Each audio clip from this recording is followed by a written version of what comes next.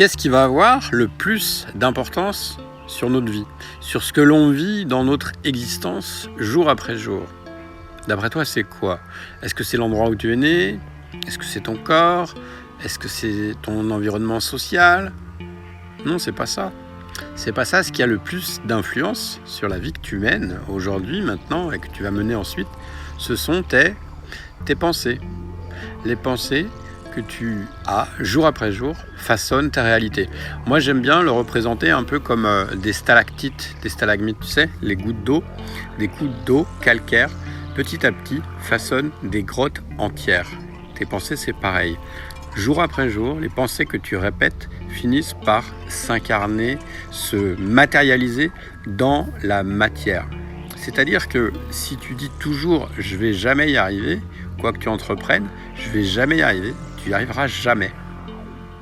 Et quand tu commences à capter ça, ou la première fois que tu entends dire ça, tu dis ouais, n'importe quoi, c'est du pipeau, du truc. Ok, peut-être, mais comment le savoir?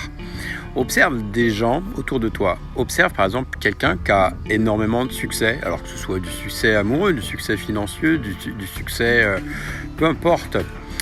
Observe ce qu'il dit. Observe son message, observe comment il agit, qu'est-ce qu'il dit sans cesse. À l'inverse, pense à quelqu'un à qui il arrive toujours des galères, des catastrophes, des problèmes. Qu'est-ce qu'il dit toujours? Qu'est-ce qu'il répète sans cesse?